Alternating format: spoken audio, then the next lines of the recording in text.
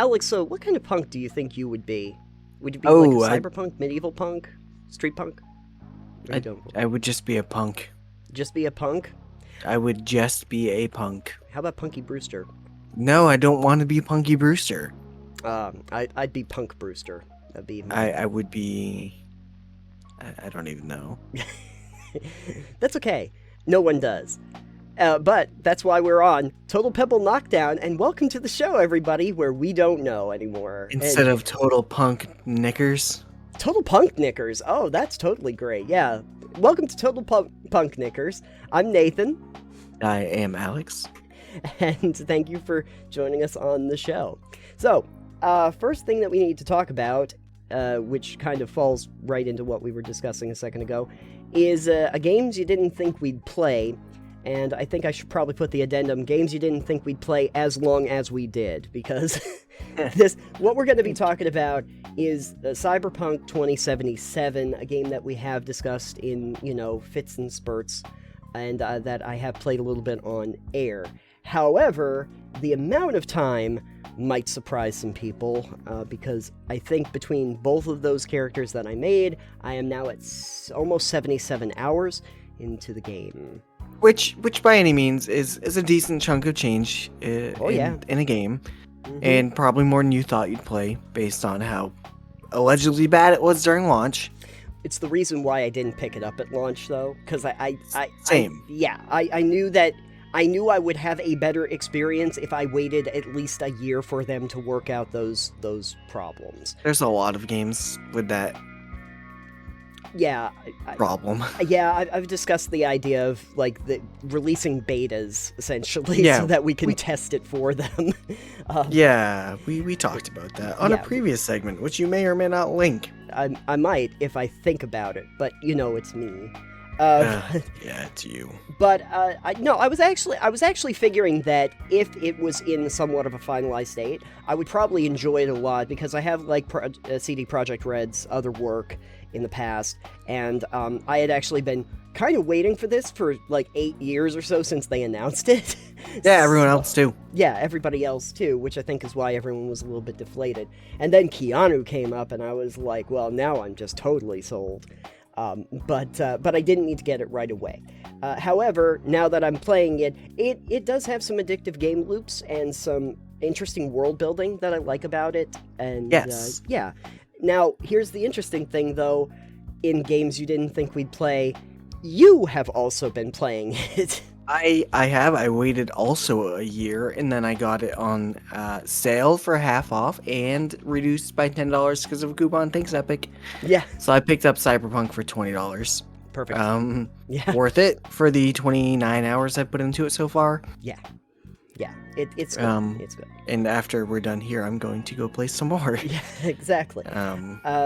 It's one of those things, I guess the thing I had said about the betas is that the problem for the game companies is that they'll probably still get the sales, but always at reduced prices to what they could have gotten them for. I think more people would have been okay with paying the full price for it if it was a full, it was a game out of the gate. So I have compared it to... after playing it for almost 30 hours now, and you playing it for over 70 hours now, I want to ask you a question, because I have compared the formula of the gameplay, the main game loop. Sure. I was like, it's similar to what Assassin's Creed and Watch Dogs and all of the Ubisoft games do. Sure, yep. But I think it does it better. In some ways, yes, I think it does. Because... So for me, I go through it and the map is there.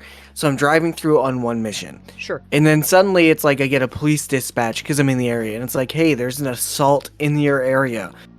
Here it is on your map. It's right near you. It's go do this thing. And I'm I'm here. Yeah. I might as well take these guys out. Right. So I go in, kill a ton of thugs. Right. Or not incapacitate them, whichever I feel like.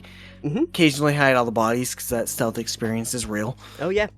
And then I'm okay, that took maybe 10 minutes. I'm back on the track to the quest I'm doing, and then there's something else on the way, and you stop and you do it. Yeah. And it feels more organic than say Assassin's Creed. It's like, oh, go here, do this, and there's you have to do it because it's part of like the story. These are just things that you can go and do on the way. Yeah. And it feels better. Yeah. One thing you notice with like the Ubisoft open world formula is usually they'll just kind of have the map, and then they'll show you the map with all of the things that are on the map, and then you kind of just go and do whatever. Something that I found interesting with Cyberpunk is that there are new things that kind of arise as you get up in the ranks. There are new things that, as you gain street cred, there are missions that unlock based on how much street cred you have as you actually advance. You get more gigs from it. You get more gigs, specific missions and stuff, and then other things unlock that are along the way, other special stuff that you're supposed to do, Radiant Quest kind of stuff. And just off the beaten path stores and the like. But the other thing that I thought was interesting is how they actually do the experience system, because it's much more similar to like an Elder Scrolls in the way you advance, where you actually do things and those individual things raise up in levels rather than just gaining certain experience and being able to put skill points into stuff. Right, and I think that's great because all the different talent or all the different skill trees have their own little thing at the bar at the bottom that tells you the level in it and gives you different things based on the level. Yeah.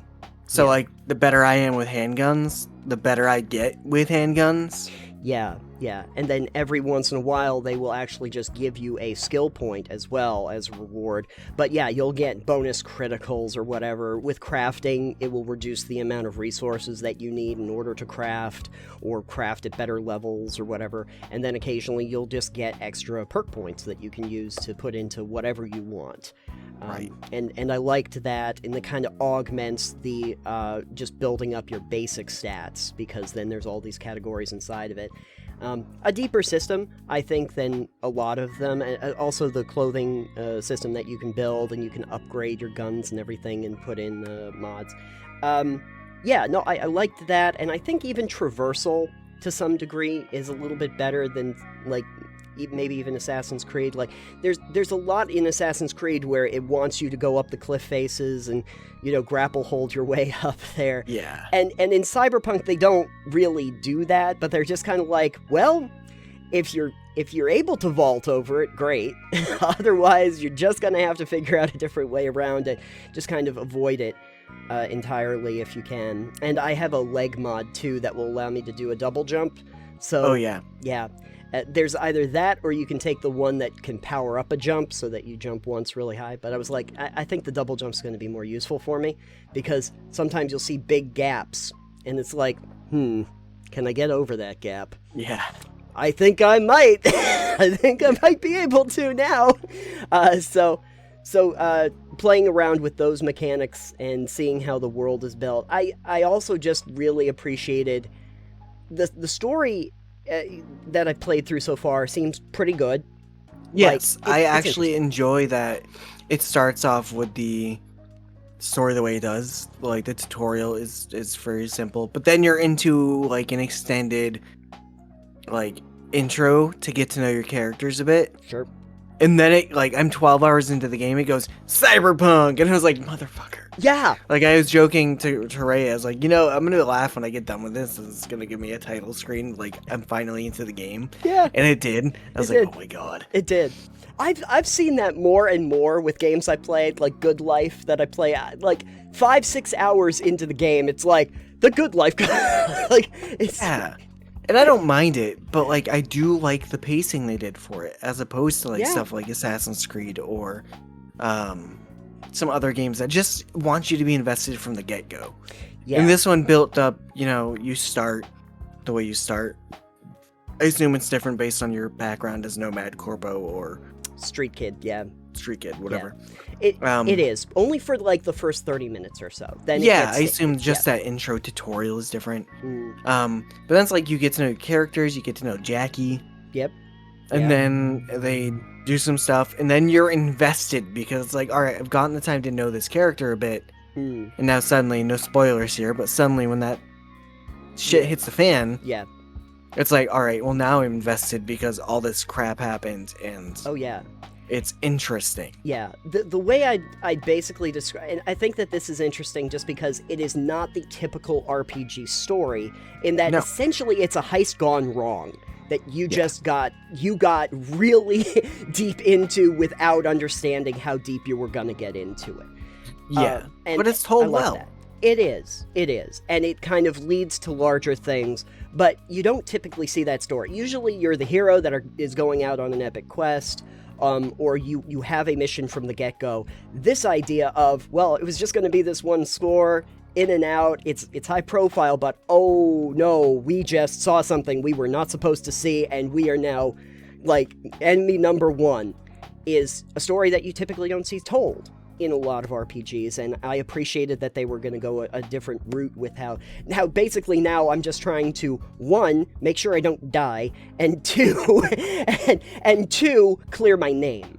That these are now your objectives. It feels a little bit more grounded than the save the world sort of story. Yeah. Yeah. So overall, I think like the storytelling is great. I was commenting last night. Excuse me. When I played, where I was out in the middle of a junkyard. Yeah. And I was like, I stopped and I looked around and I'm like, I really appreciate how much trash is actually in this junkyard. Yeah, I know. Like, it actually feels like you're in a junkyard. Like, oh yeah. It's the little things like that where it's like, okay, but there's trash and appliances and broken shit all over the place, but it feels really nice because you're like, this feels like you're in this giant junkyard where there's just trash. It goes on forever. Yeah, and I'm like, I like this. It's like, who thought I'd be commenting on trash in a game? Yeah, but it feels good because so many RPGs or the open worlds don't do that. They don't think to do that. Yeah, right. It makes the world feel lived in. It really does, which is actually the point I was getting to. The idea that the actual storyline is really nice.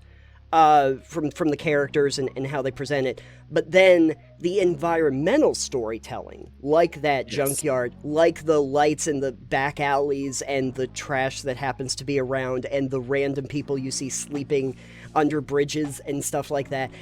And all the people tweaking out with guns in their hands, pointing them at themselves, like they're going to kill themselves. Yeah, the prophet guy that's always talking about conspiracy theories in the back alley, and all of these random things that happen really lend itself to the actual experience of feeling like you're in a world that isn't just like, there for the heck of it. It just makes it feel very dystopian, but not like, oh, this is so weird. It's like this feels like a corporate run world where everyone's kind of downtrodden and and I appreciated too the fact that it would be very easy, and I've seen it far too often where they wanted to create like a corporate dystopia and they kind of just have everybody accept the corporate dystopia and they make an ironic statement about how everybody's living under that, and in this one everyone seems to know the problem, accept the problem, and even sometimes work to try to fix it, even though they know that it's pretty desperate that they're not going to be able to.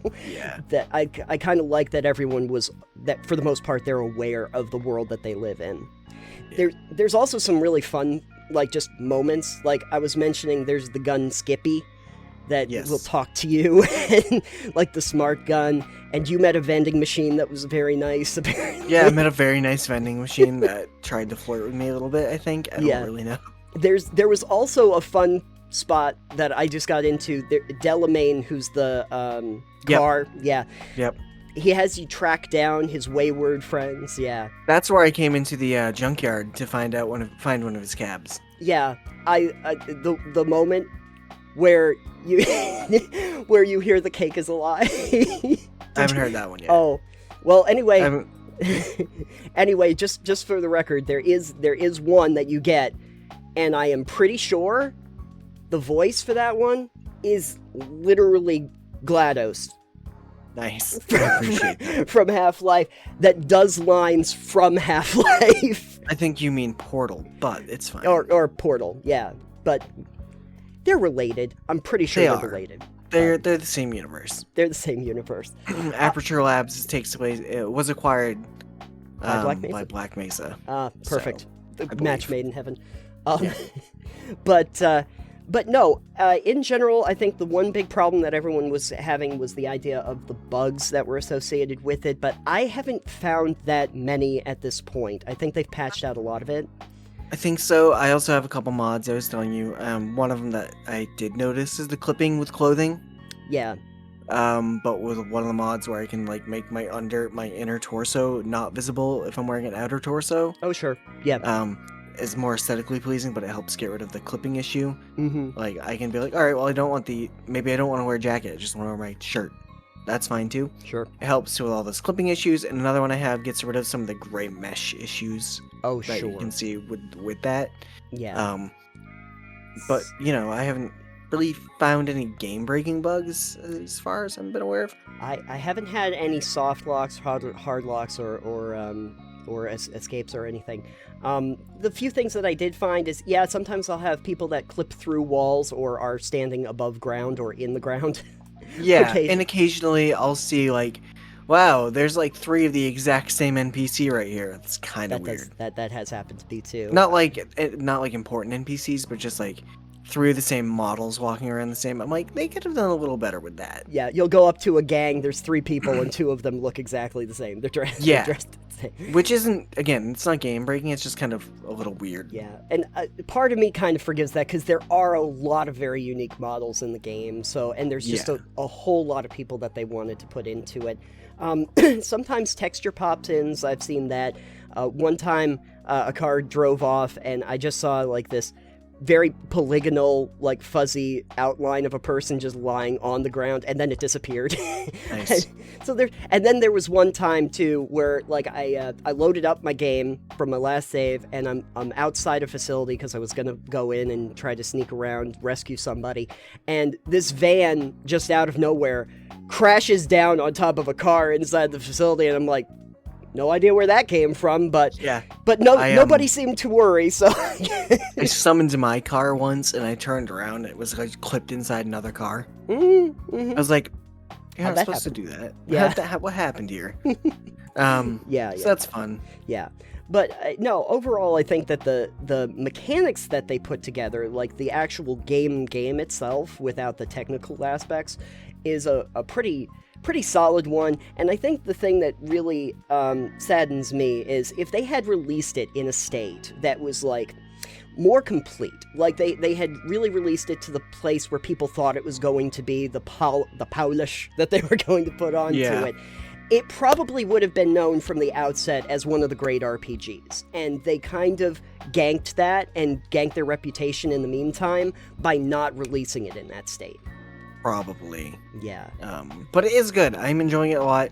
Apart from the storytelling, the world itself, the combat is fine. Yeah. I liked what they did with the cover-based combat too. I like the idea that I can stand behind a wall and then I go to aim and it will edge me out on the side, or it will automatically focus me above the cover. Like, they actually thought that through.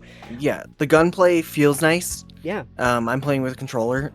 Me too. I've had to turn my sensitivity up a little bit because you want to be able to get those headshots. The aim assist helps. Sure. Just so you don't have to be as precise. Mm-hmm. The gunplay's good. Yeah. I haven't used like the assault rifle yet, but it's fine. Yeah. Melee feels good. You can block. You can just go full on brutal assault. You can use I'm using a katana. Oh yeah. I'm just hacking people's limbs off. Yeah, the actual fist fight part of it too. I have gorilla arms, so I'm really focused. Like, my melee, I determined was probably better spent as actually just doing the actual fists themselves. They're electric. I have an electric mod for my fist.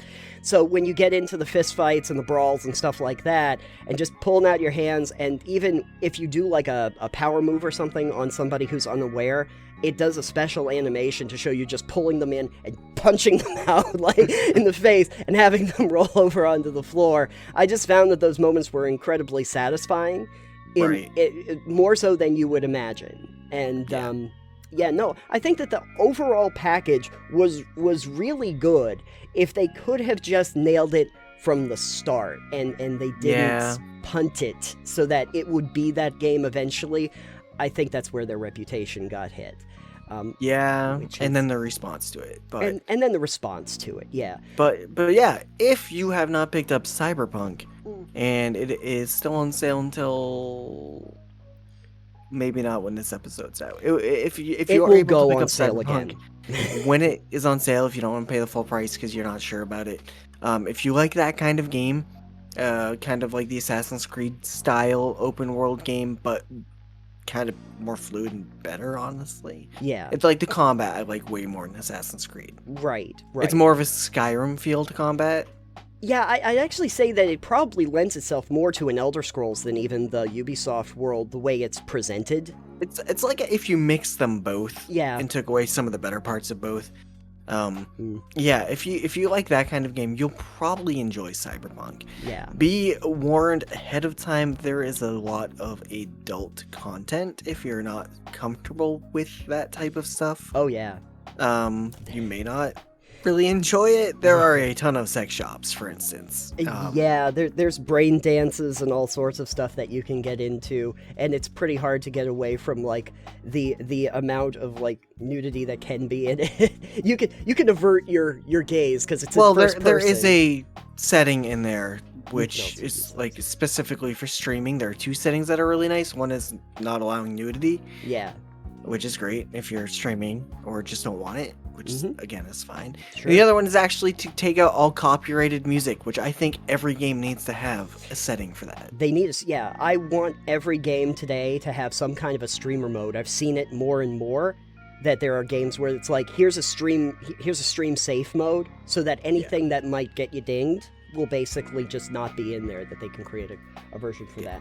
Please keep adding that in, game devs. You know that you're going to get streamed at some point. People would like to not be out of compliance, so that would be good. But yeah, if you get a chance and you want to play it, or if you just want to watch someone else play it, do it. It's fairly fun.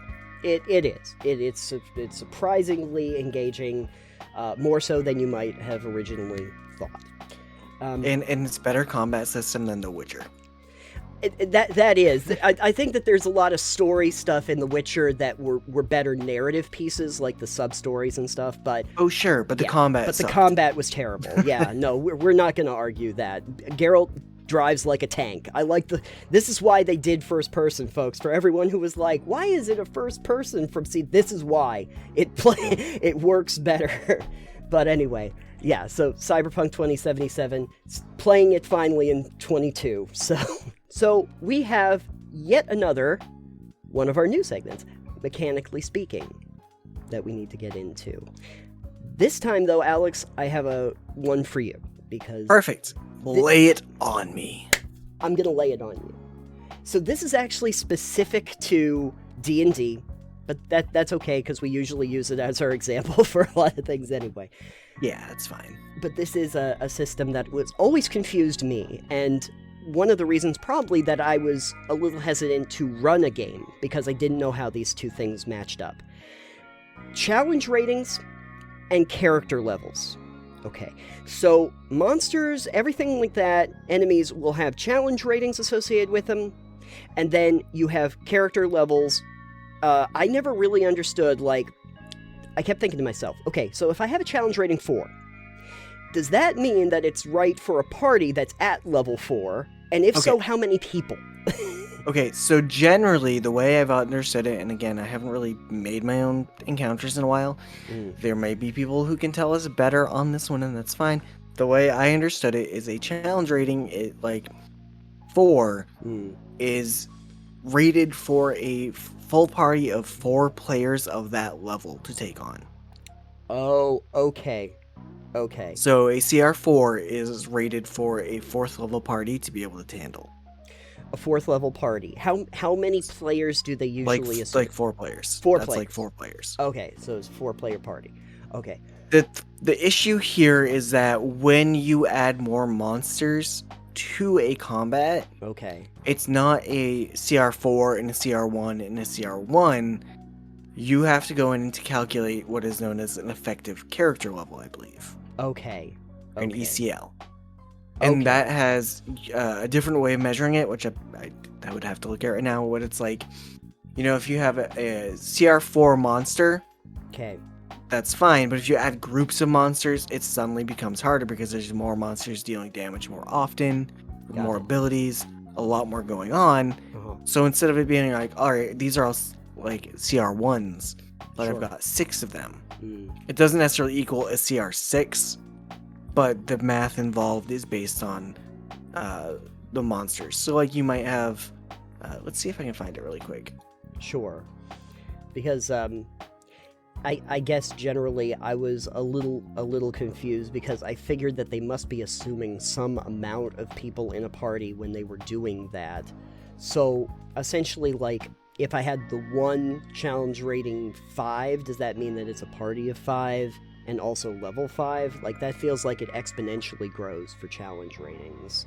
Okay, so there's one thing, for instance, that are encounter builders, Kobold Fight Club, or koboldplus.club, if you're looking at the website, will tell you can be like, all right, I've got 4 players, they're level 1, and it will give you ways you can build this. So you can like search an easy encounter or a medium encounter, for instance, could be like 2 camels and a giant badger.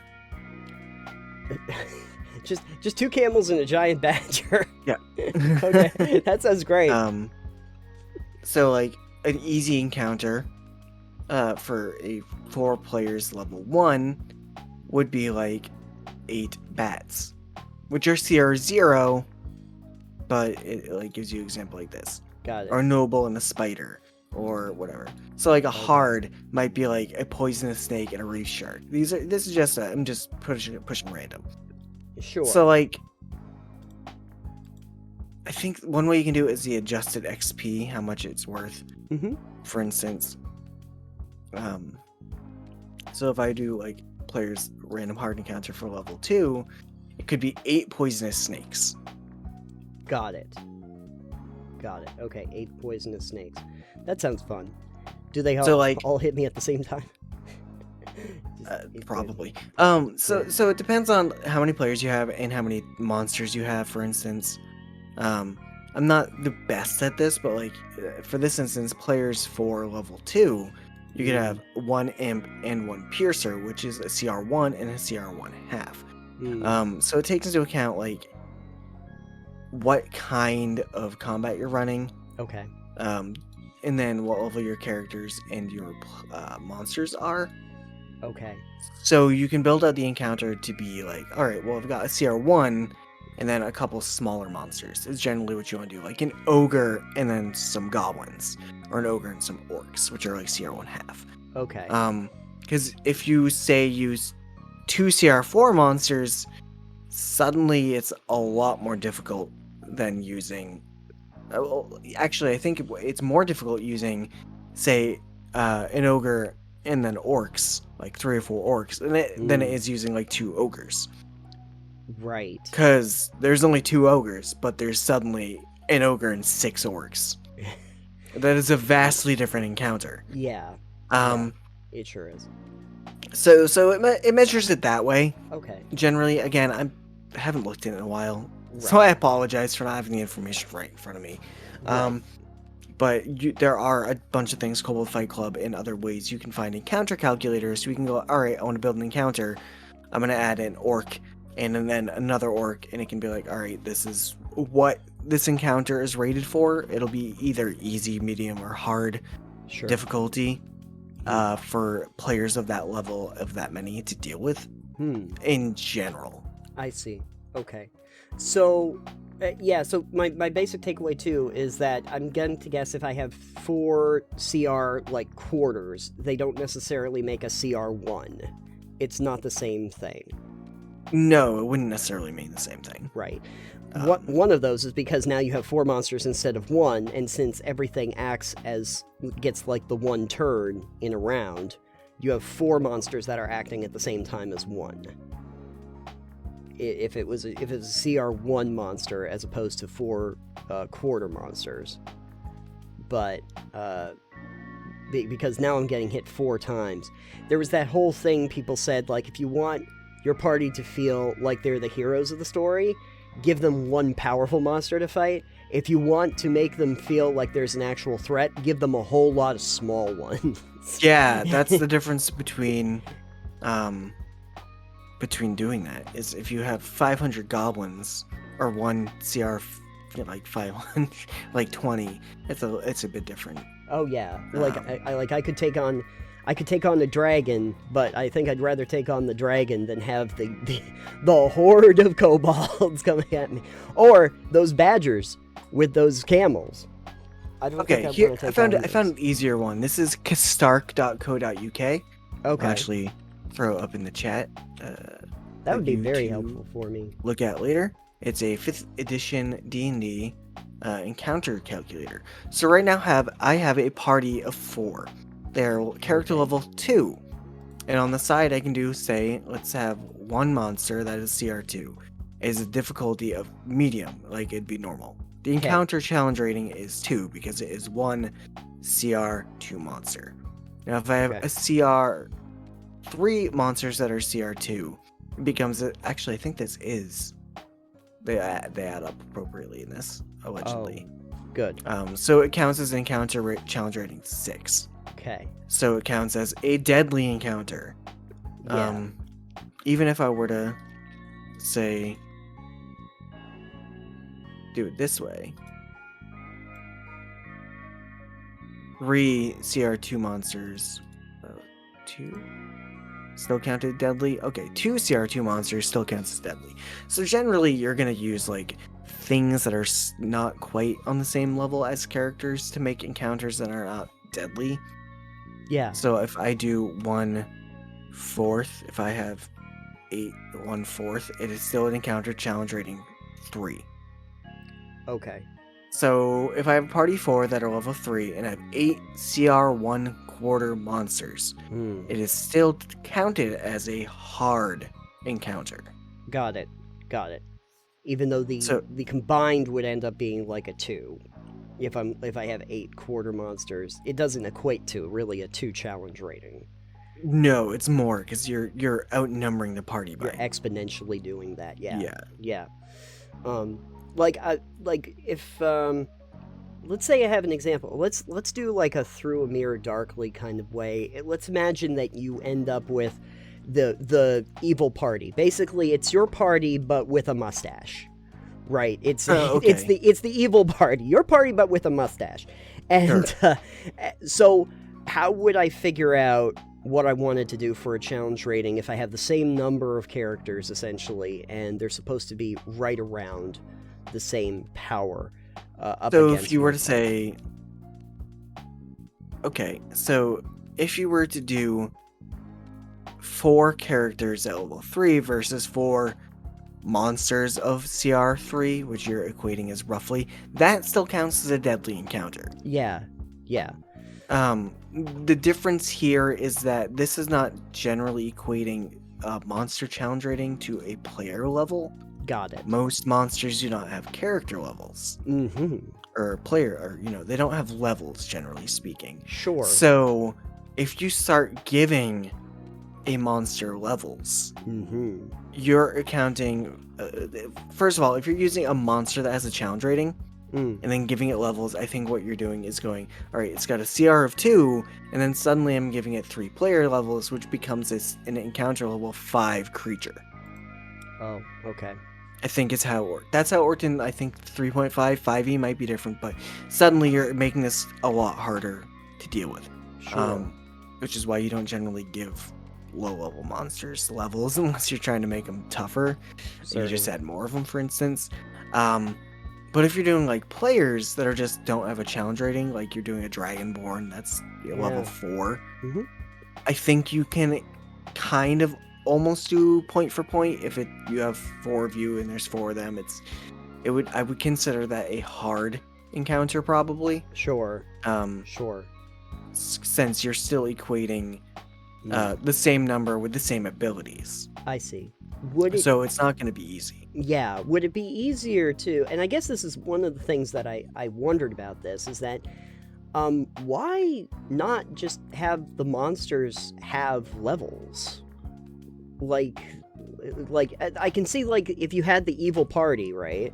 like, you could probably just make character sheets for them, and you could say that they were essentially the same level in general. You might not need to have a challenge rating for them, but it starts to make me wonder why you would want to have, like, a challenge rating system instead of just having the same kind of leveling system to determine power as the party itself. I'm not really sure. Honestly, it's similar but different. Got it. And obviously, there are ways you can use XP builds to be like, all right, this XP is going to be worth 200 XP. What can I do to add monsters in to do that? Yeah. I think the difference between, like, levels is saying that you could level up a monster, for instance. Right. So in that case, you might need, like, all right, these are goblins ranging from a quarter CR or an eighth CR up to CR 4 or level 4. Got it. Okay. Levels don't equate for having the challenge rating 1/4, for instance. Sure. Okay. You can't really have a quarter of a level. Right. I understand that, and I always figured that it would be a little bit tricky, like, you know, a three-person party as opposed to a 4-person party. How that's going to, like, that might make a CR that's really difficult as a CR that's not. But I can see the one possibility is that, like, kind of like you were saying, is that idea about the levels. We could level those characters up, but obviously a level 5 rat is still not going to be particularly powerful. Maybe the reason why they decided to use challenge ratings is because it tries to keep it in perspective to the whole deal around the world. Like, a level 5 rat and a level 5 dragon still aren't going to be on the same par. So so you're not going to be able to equate those two in the same way. Like, player levels, that's a whole different thing. You can kind of see how your character is being built out and see what you get at each level. But I can kind of understand maybe the monsters, it's just not going to work that way because the levels are completely arbitrary. You're not going to end up with the same thing. But you could scale them up and down, I suppose, if you really needed to. But that would be more of a homebrew thing. Yeah. Which is fine to do sometimes. Certainly. So I guess the takeaway here is, if you're having trouble figuring out how to do challenge ratings versus the player levels, you need to go get a challenge rating calculator. Yeah, just go to get an encounter calculator if you're not sure. And just have the machine do it for you, because it is not quite as simple as, 2 + 2 = 4. It doesn't really equate that way. Right. So if anyone in the comments or wants to talk on Discord, let us know, like, ways you build encounters to make them more balanced or to take them and rebalance them. Do you use encounter calculators, or do you just know the math better than we do? Yeah, do you know the math? Do you know the algorithm behind this? Because if so, it's not, like, easily known. And it might have changed a lot since I know you're used to 3.5 more than 5. But they still use challenge ratings back in 3.5, right? Yes. Yeah. Okay. So it is possible that it's changed a little bit, but it was always, as a newer player, a sticking point for me. Every time somebody would be like, "Oh yeah, well that's a challenge rating 3 monster," I have absolutely no idea what the relationship is. Right. And it's going to depend a lot on your party, what they're capable of, what their level is, how many of you there are, and et cetera, but and so there you go. So does that mean that we have mechanically spoken? We have spoken mechanically. Perfect. Excellent. Perfect. Great. We are now challenge rating 3. We were up from challenge rating 2. We are 3 rats in a trench coat. We used to be 2. That's even better. All right, and finally on the show, we have a Delving Deeper, which is a design issue that I think we've seen a lot, especially since we were just playing Cyberpunk, but it's definitely been in some other games as well, which is about the number of places where you have to loot items from. The loot caves. The loot caves, yeah. I go into a house and I need to go through every drawer, every side table, every refrigerator, everything. Now, the reason why I originally brought this up, yes. The difference to this in video games and tabletop games is that, generally speaking, in tabletop games and RPGs, There doesn't usually happen to be a lot of items in every single object that you look in. That's true. That's true. I actually think that this is one of those places where tabletop does this better, because you just like say, I'd like to search the room. You'd make like a perception check or something, and then the DM would tell you, hey, here's what you found. It's actually one of those places where tabletop can be a lot faster. The difference is that tabletop doesn't tend to have a lot of mundane. I mean, some people can put them in there, but on the general, you don't take the time to mention the mundane items you find in places. It's like the room's empty. It's like, no, the room's not empty. There's just nothing interesting in it. Right. I always wonder if that's one of the reasons why so many people like eschew the idea of like those spell elements like pieces of carrot and string and wool, because you probably come across that without even realizing it in the world, and you just kind of say, yeah, you found it somewhere, it's fine. But in video games, this does become a bit of an issue. The place where I inspired me to want to talk about this was actually I was playing Generation Zero, which is a game basically where it's like a survival game, which has this problem a whole lot, but it's in a world that is now flush with robots that want to kill you. It's Terminator in the future, but they don't look like Terminators. Okay. But there's a bunch of abandoned houses. And there's a bunch of abandoned cars. And what you'll do is you'll go into one of these houses and hopefully not encounter any evil robots that want to kill you or blow you up. But if you have not found that, there are also a bunch of places to loot. Sometimes the obvious ones aren't actually loot spots, so you have to like walk up to everything and see if it's interactive. I think Fallout did that well. Fallout 4 specifically did that well, where you can kind of look at the item and see what's in it. Oh yeah, that is definitely an improvement. I liked that system more than the previous ones in like Fallout 3 and New Vegas, where I have to open up everything. But then there's some things in Gen Zero where, you go, oh, a refrigerator, maybe there's some food items, and it's actually not an interactive spot, so they don't really highlight where you can search. So now I'm just walking up to everything to see if it's... But the harder thing, the thing that I really didn't understand, was the cars.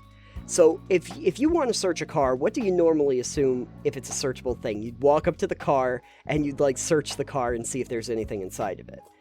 What they decided to do in Generation Zero, though, is make it so that you can open all the doors, the hood, and the trunk, and see if there's anything in either any of those, like backpacks or things, that you can then interact with, so that you can then... And it's like, no, don't make the car 6 separate loot spots I have to open up and check. Like, God... Yeah, that's excessive. Yeah, it really was. It's like, was. maybe doors in the trunk, but what are you putting in the hood? Oh, it's like metal pieces that you can use for crafting.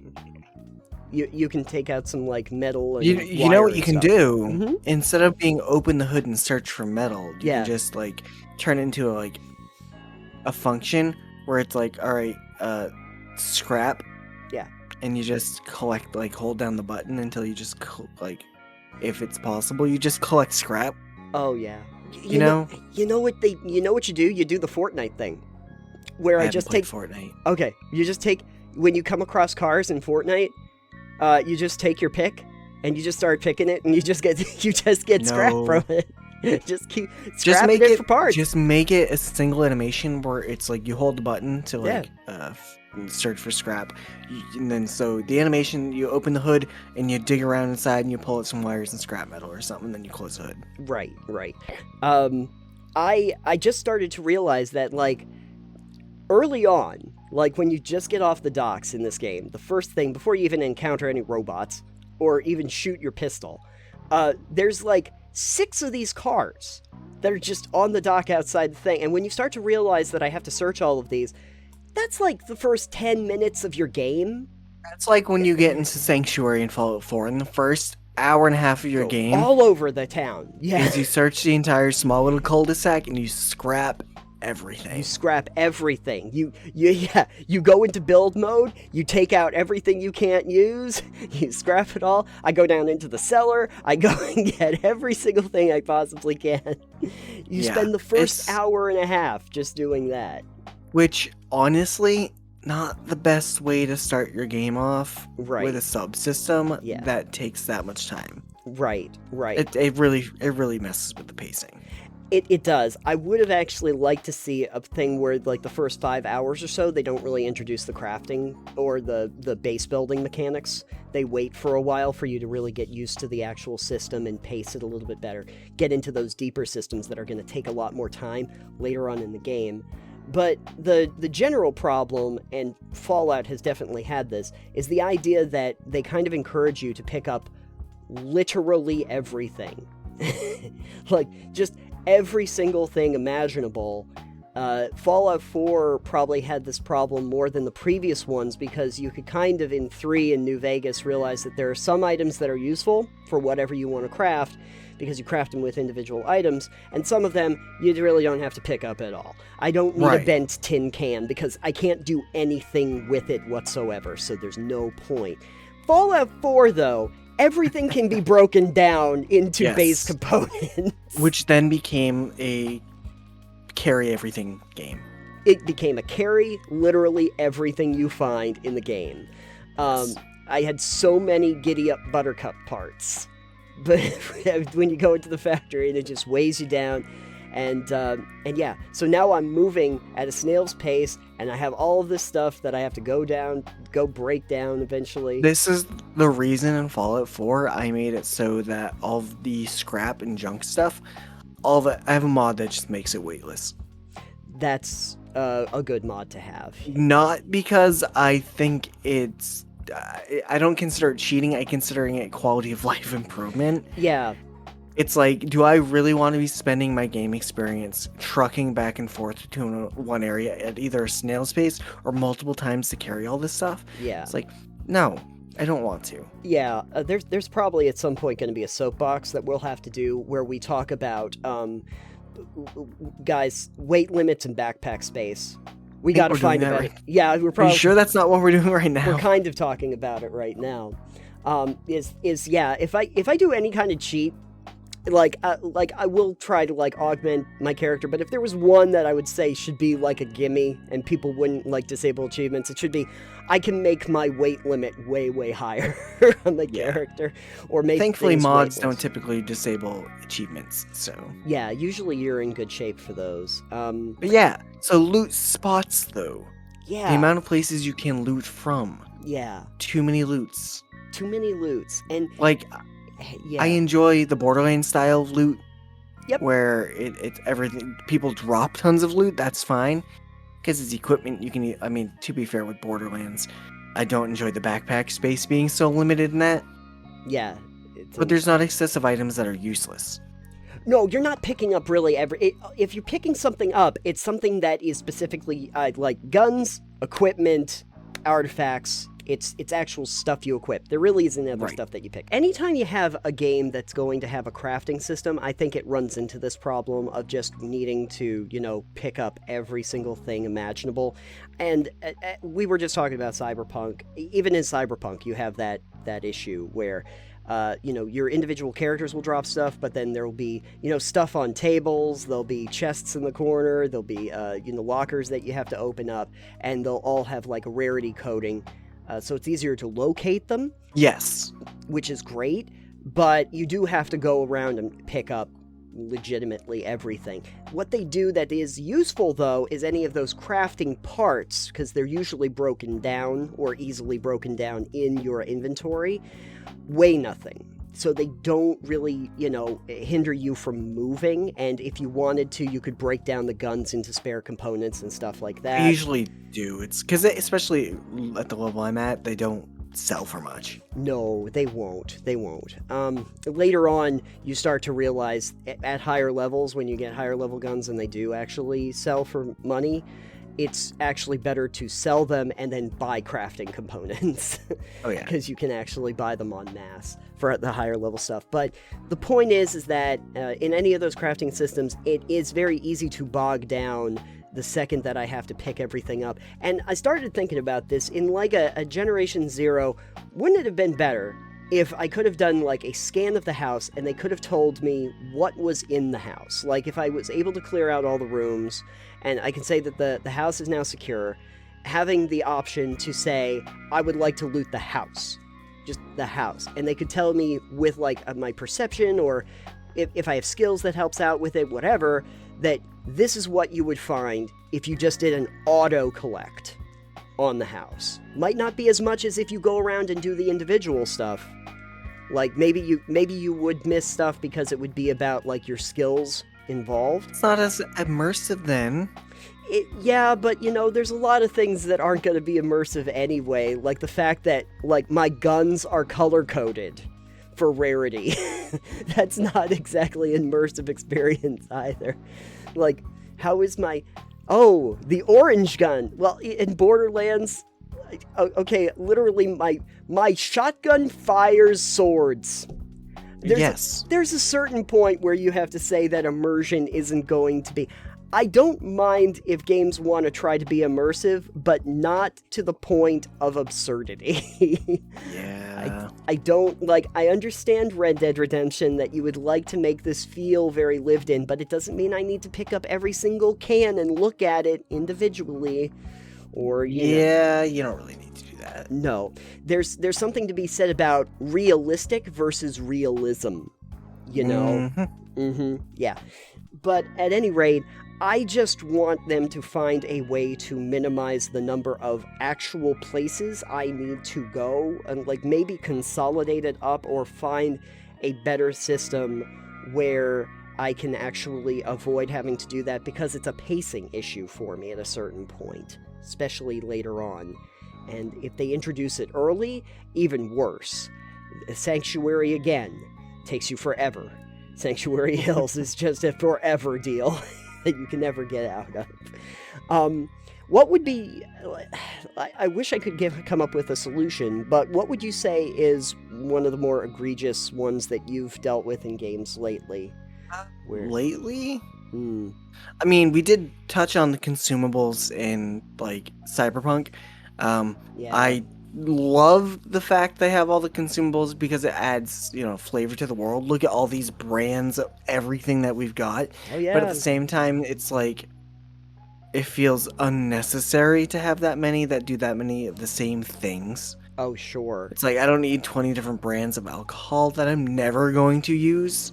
Yeah, that don't actually help you very much. And don't help, and it just takes up inventory space. So it's like, sure. I enjoy it for the world aspect, like, wow, they've got a lot of brands of food in here, but I don't like it for the fact of I am going around picking these all up because I see them, seeing everything and picking it all up because I'm like, oh, I'm used to games where you hoard food and potions and stuff, like Skyrim.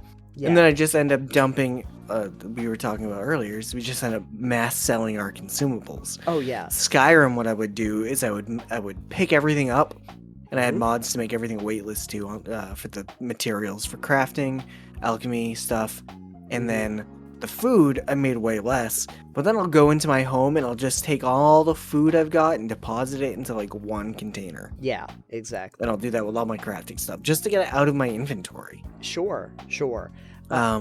Yeah. Similarly, when I was in Skyrim 2, there are some mods that I found really useful that were like more realistic, like harvesting mechanics, so that when you're going around and getting like the lavender and the mountain, you know, orchids or whatever, all of those things, or you're dealing with like the goats and stuff, more realistic like output instead of like I get the one flower from this thing. Like, this is a pretty large patch, how many are you going to get? So that actually meant that I could go and start doing crafting without having to go around the world and forage for 500 of these, you know, individual spots. I could get to it faster. I think that might actually be a really good thought process in game design, is if you just had more output, but maybe less spots themselves, less actual interactable items, but with higher export. Like that would just pace it better. And that's the thing. Because while you're in the process of going around trying to, loot every single scrap pile, you're not really playing the game itself, and it can actually cause players to lose their interest. Just a little bit. Yeah, and you don't want to do that. So, any other suggestions on what we might be able to do to alleviate that general problem of having to go around and pick up shingles off the side of buildings? I really don't know. It depends on the different games and what they're trying to do. Sure. But maybe just be like, all right, here's your inventory for equipment, and then here's like Cyberpunk did. Here's all your crafting stuff, or whatever. Or figure out a way, or maybe more shopkeepers that have the option to buy all junk. Yeah, the auto junk trade. Yeah. Yeah, that for instance is really handy as well. Oh yeah. Yeah, I forgot about Or that. maybe something to only keep the highest grade potions or items for healing, for instance. Mm-hmm. It's like you sort it by the how much useful it is for you at your level. Because like that would be helpful too. It'd be like, all right, I can get rid of everything that's not this because they're all useless to me at this level because they do nothing. Exactly. Something like that, maybe. Something like that. And also, I've noticed in systems like Horizon Zero Dawn that I've been playing recently, the idea that if you are starting to find that the crafting is getting a little bit monotonous, there are skills you can take that will actually increase the crafting, the number of things that you get from each thing. So it makes it quicker to actually get to where you need to get to craft items. And crafting stuff right in the scroll wheel as well, if you're getting bogged down with stuff. Very useful. But something to consider, especially if you're building a game, or if you're looking at the design of a game, is how much time I'm spending just doing that downtime, because I consider Lootspot's downtime. So. Now that we've looted every single one of the rooms in this episode, we can I feel like that's somebody that should be on the show at some point here. We should probably ask about yeah. Chris would be a good person to ask about looting rooms. All of them. Yeah. We might bring this back up if he's ever on. We should just link him to this part of the episode. Yeah. Why did we loot all the rooms in this episode?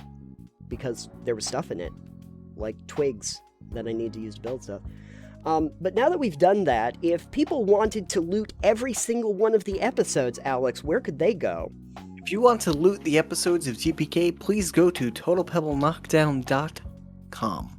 That's right, and you can loot not just Total Pebble Knockdown, but you can loot Titanium Mine and all of the other cool content that we have on there. And yes, speaking of other cool content we have on there aside from Titanium Mine, which you should check out. Nathan puts a lot of work into that and needs more views and listens. Coming out this, when's this releasing? This is the 14th, probably. Should be, yeah. Anyways, this is our Valentine's Day episode. But coming out probably around this time, if not sooner, maybe a little after, we should have our first installment of, creatures? We should have our first creature up at some point within the next, between when we're recording this and when this is out, assuming it's done. Exactly. And then you can check that out there as well. And this is our Valentine's episode. Well, we looted everyone's hearts. We looted the hearts we lost along the way. Exactly, we certainly did. Maybe if we get enough crafting supplies, we can build a new one. We can duct tape the heart back together. That's Absolutely. A song. Duct tape heart? Yeah, I think it is a song. Let me see. Yeah. I know there's Tape Deck Heart, which was an album. But I don't know about Duct Tape Heart. Anyway, while you're looking that up... Duct Tape Heart by Bare Naked Ladies. Perfect. And then there's Duct Tape My Heart is a song I was thinking about by the band Freeze Pop, which is a synth pop band. Perfect. I'm going to listen to that after we're done recording. Perfect. Great. Can't wait for that. Anyway, while you are there, make sure to check out our Patreon. We do these episodes like in full video form that release ahead of any of the segments themselves, as well as some bonus content that really isn't even in this for the public. So check that out. And you can also find us, well, you can find the show on basically every podcast outlet known to man. Yes, we're on Spotify and Anchor. Please rate and review if you enjoy the show. We would love that. Share it with your friends if you think they'd enjoy our show as well. We would love that as well. We would like all those things now that you can actually rate and review on those systems. But, any podcast app you use, we should be on there. And you can also find us on the actual social media platforms. And I am at Citanium. I am at EXP Limited, and our show is at Pebble Knockdown.